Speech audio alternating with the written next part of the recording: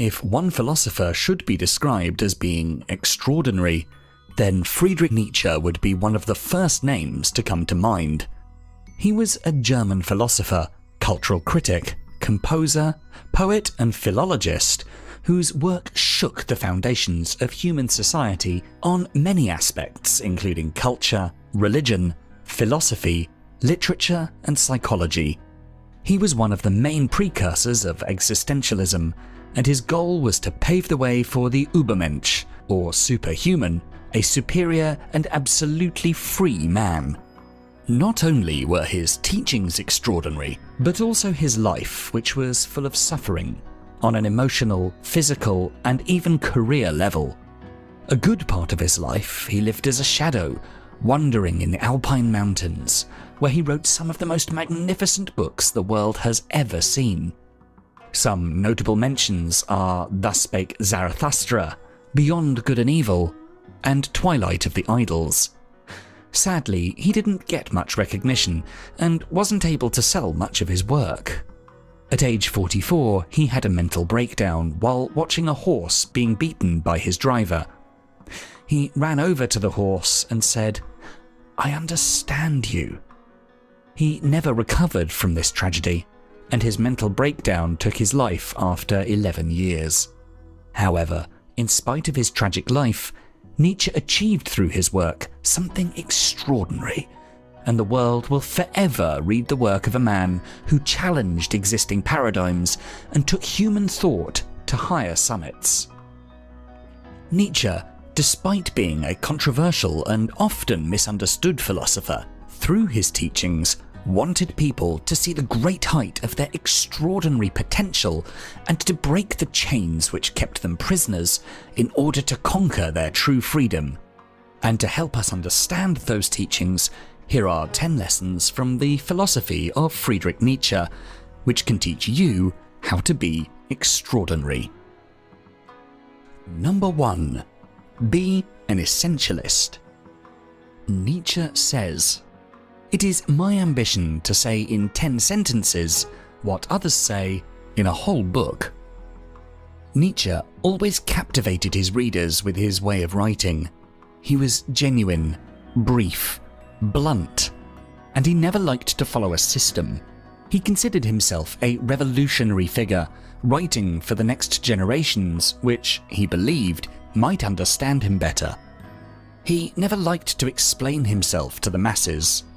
Like a seducer, he was throwing bits of wisdom here and there throughout his books, inviting his true disciples to follow him in his labyrinth of wisdom by concentrating on what's really important, on what's true and essential, not worrying if his books will sell well or not, and not by compromising himself to gain anything. Nietzsche became an extraordinary philosopher. Following his example, we too can learn to be less concerned with the mundane and learn to focus on what's really important in our lives. We too can become essentialists by decluttering our lives in order to make room for what is essential. For example, we can start by decluttering our house, throwing away what we don't need, everything that we bought only to impress other people, but which does not represent us. In the same way, we can throw away people from our lives who do not bring value to us, with whom we are just friends for various reasons, sometimes only to gain something in return. We can throw away careers which don't represent us, which don't make us grow in the sense we want to grow professionally.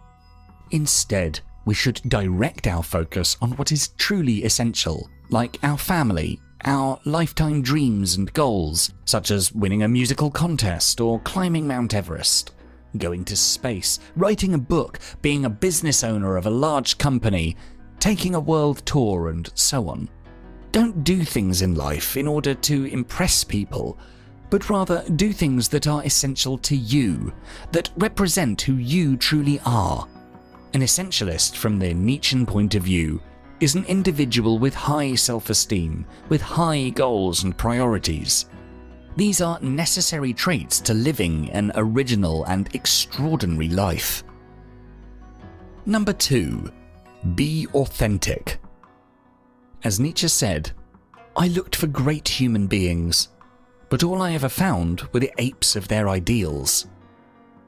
In his book, Twilight of the Idols, Nietzsche performs what he calls the philosophy with hammer, knocking on the secret doors of human psychology, taking out all the idols, and finding what is truly authentic and real.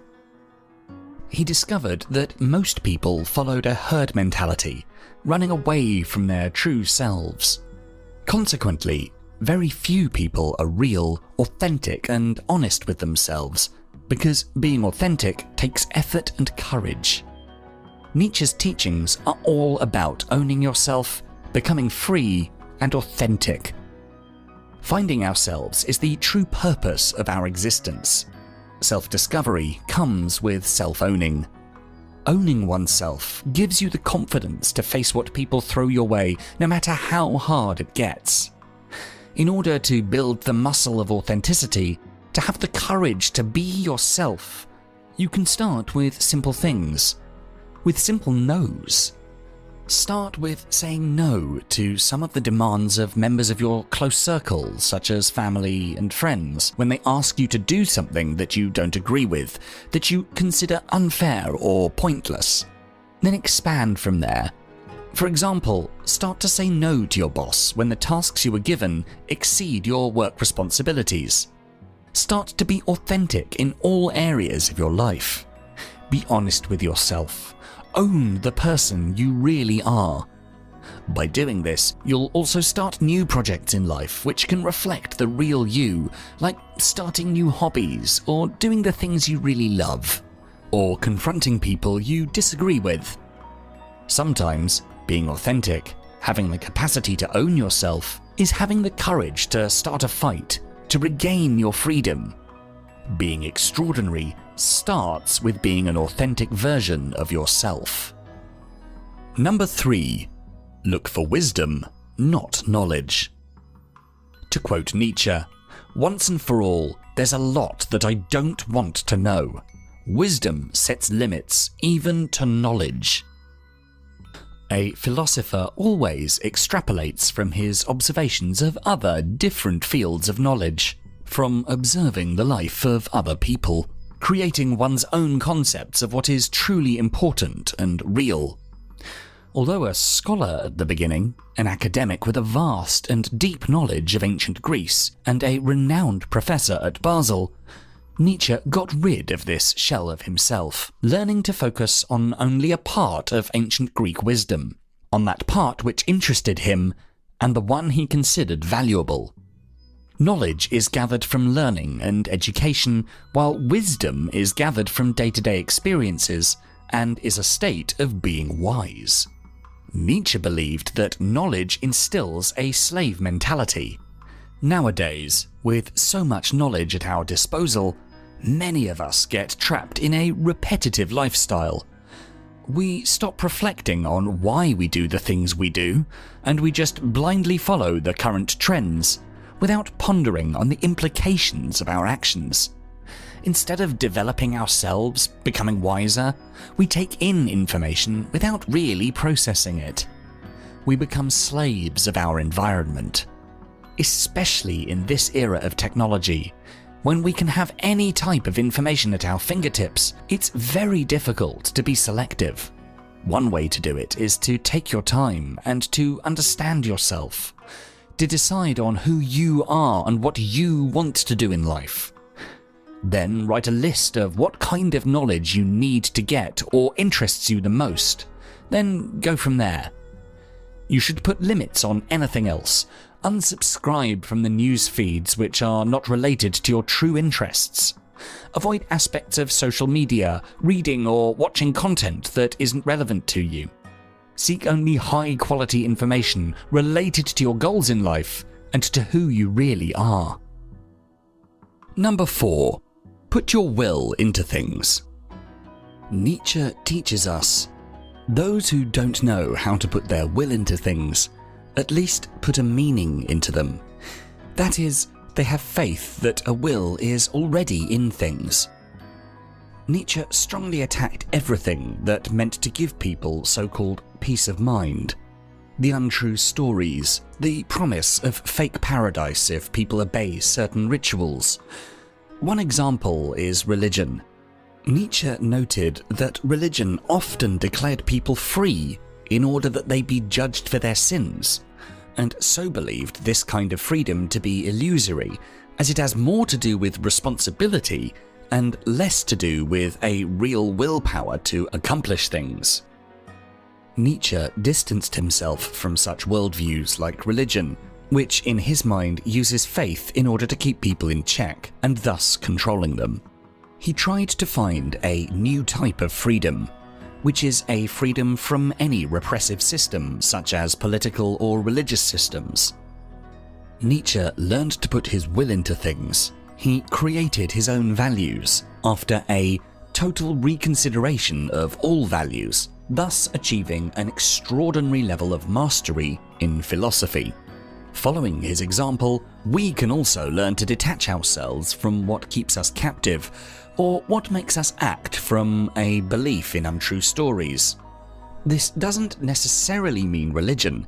There can be a variety of secondary beliefs. It can mean beliefs like good always trumps evil, there's a reason for everything, humans have a soul who will survive the death of the body, or that everyone has a soulmate.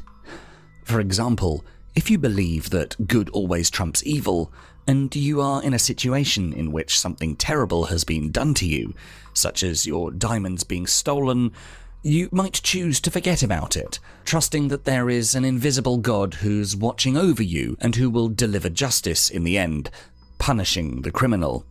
But if you don't let this belief blind you, then you would immediately report the theft to the police, using any legal means to make justice for yourself. These kinds of beliefs may provide peace of mind to some, but this doesn't necessarily make them true.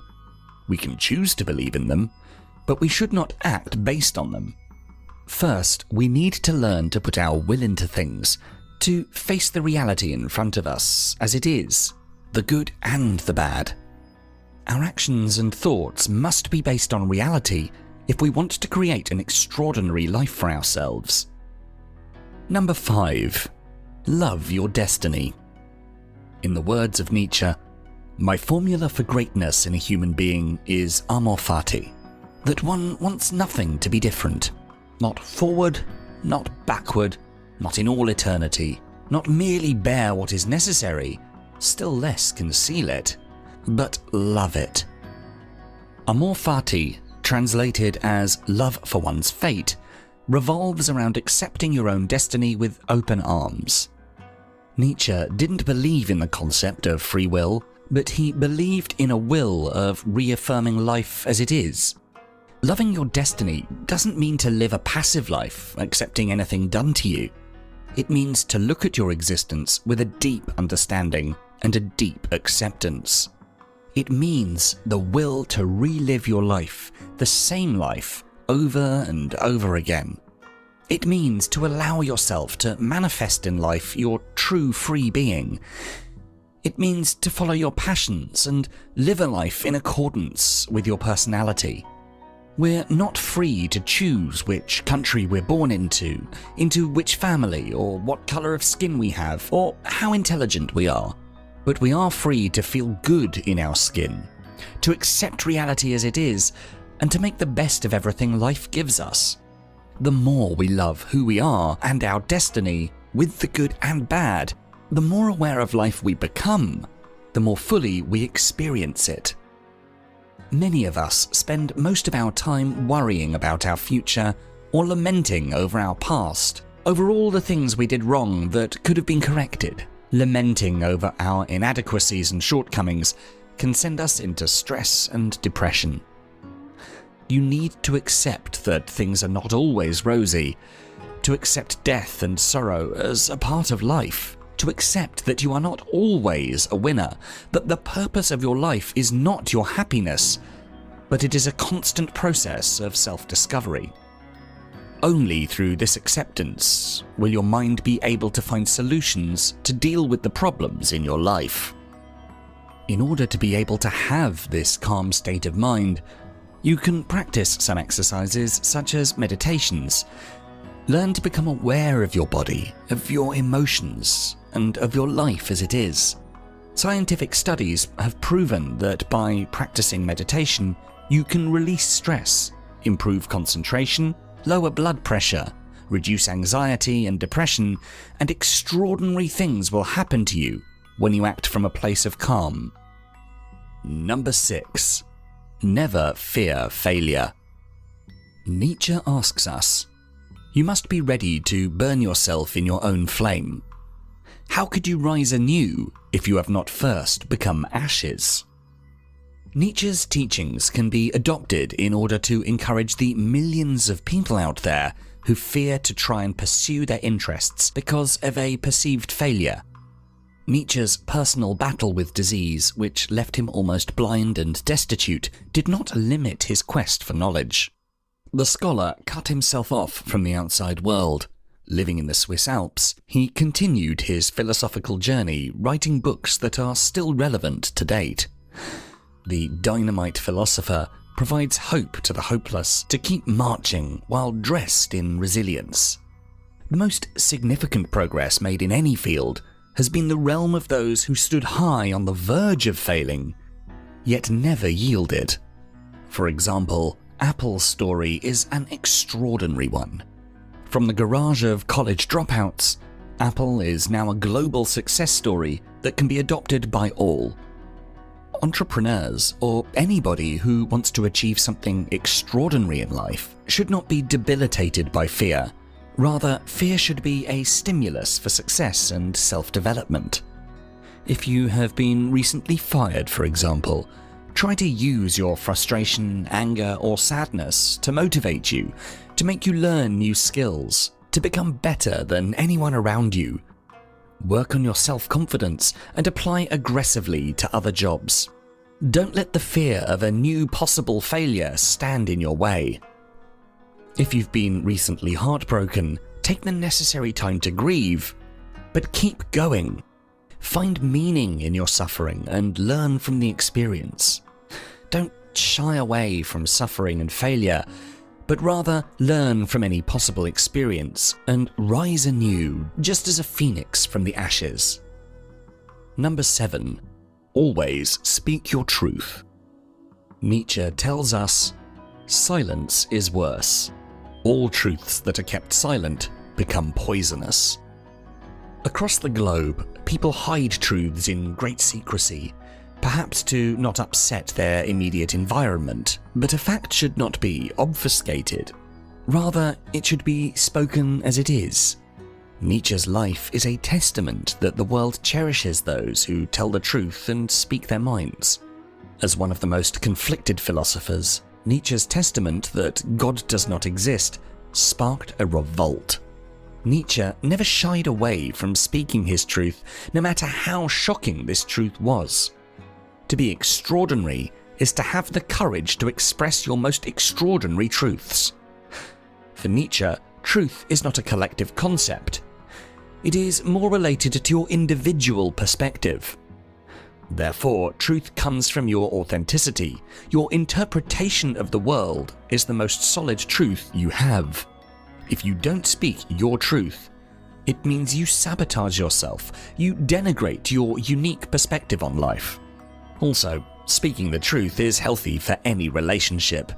If you keep secrets from someone close to you, these secrets will become poisonous and might even destroy that relationship. But the biggest danger lies in the relationship with yourself. For example, if you're untrue to yourself, you may well convince yourself that you're religious, when in actual fact you might be an atheist. If you declare your religion just to avoid upsetting your family, and not because it's your true belief, then you're poisoning yourself, and you might never have meaningful relationships with your family because you don't act from your true inner core. No matter how different your perspective is on reality, you need to develop the courage to speak your truth and live a life in accordance with this truth. Number 8. Stay connected to nature. Nietzsche reminds us, all truly great thoughts are conceived while walking. Nietzsche loved taking long walks in the Swiss mountains. These walks were for him a source of inspiration, especially when his vision was deteriorating. His most important books were actually the fruits of these long walks in the Alps, and he is not the only one in history inspired by such walks in nature. Sir Isaac Newton went for a walk in his garden and observed an apple falling from a tree. From that walk, Newton understood the force of gravity. In addition to living sedentary lives, we've forgotten to learn from our environment. Society has moved towards the adoption of expertise more than understanding, has moved towards an industrial education that doesn't assist in growing knowledge, but rather developing human resources to run the corporate world order. We should engage in physical activities such as walking, which allows our brains to think in a natural way, allowing for mental growth. In this way, who knows, some extraordinary ideas for a new business might pop up in our minds, transforming our lives completely. For example, if you ever feel stuck in your work, or you're confronted with a relationship crisis, get outside, take a walk to the nearest park, refresh your mind, ponder over your possibilities, consider every side, think about your priorities and dreams in life, and then come home having a fresh perspective from where you can make much better decisions. You can never know how much you can learn from a peaceful tree moving its leaves in the wind, standing tall and grounded, or from seeing how small your problems are compared to the spectacle of nature. If you're an intellectual with high mental activity like Nietzsche, you might need to walk a few miles to let your thoughts run wildly, to catch them in their run, in order to reach new, extraordinary insights. Number 9. Be pragmatic. Nietzsche says, ultimately, no one can hear in things, books included, more than he already knows. If you have no access to something from experience, you will have no ear for it. Nietzsche emphasizes learning from experience. He says experience is the best teacher. If you are a rigid person, immersed in theoretical learning, you will never really develop on a personal level.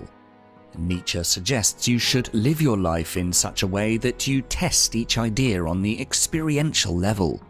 Also, it's not enough to identify the problems.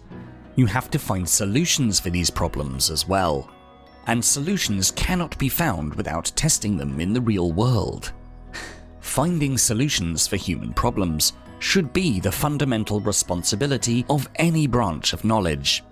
In philosophy, Nietzsche uncovers a lot of shocking truths, which he reached by inspecting reality in depth, immersing himself in human psychology, and bringing his precious findings to the surface. Being pragmatic means to reach solutions to your problems through testing, through first-hand experience. This teaching can be applied by anyone, no matter how theoretical the activity is, even if you're a mathematician. For example, if you encounter a very difficult math problem, and classical methods don't seem to work, you may want to try testing different strategies to approach the problem from different angles and see which one gives the right result. To have extraordinary achievements in your life, you need to be pragmatic. Test different strategies, evaluate them, see which one is more efficient or which one leads you to new discoveries. Number 10. Be a dynamite. In our final quote from Nietzsche, he simply says, "I am not a man. I am dynamite." Nietzsche's philosophy focuses heavily on the idea of the Übermensch, or superhuman, a hypothetical, extraordinary human being with psychologically superior qualities. Nietzsche was without doubt a dynamite, claiming a total reconsideration of all values, paving the way for a future superhuman. In his view, we humans are bridges to these extraordinary qualities of human beings, and by being a dynamite, Nietzsche was a great enhancer of human cultural evolution towards such a superhuman being. Although few of us can become such intellectual dynamites as Nietzsche was, we can still try to model his example in our lives. For example, at the workplace, We can analyse the rules by which our organisation and team is measured, and suggest completely new ones which can make the work much more efficient. We can also be a dynamite through solitary work, building a business in our garage from scratch. No matter how small the scale on which we operate, we can revolutionise old ways of thinking and working, or put into question the customs and traditions by which human relationships function. Of course, being unconventional, revolutionary, or extraordinary comes with a price. However, it's still worth it if the community in which we live will benefit from it, or even the world at large.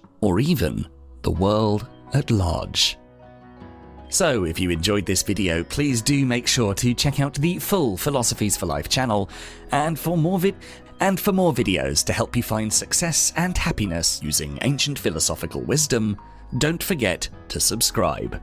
Thanks so much for watching.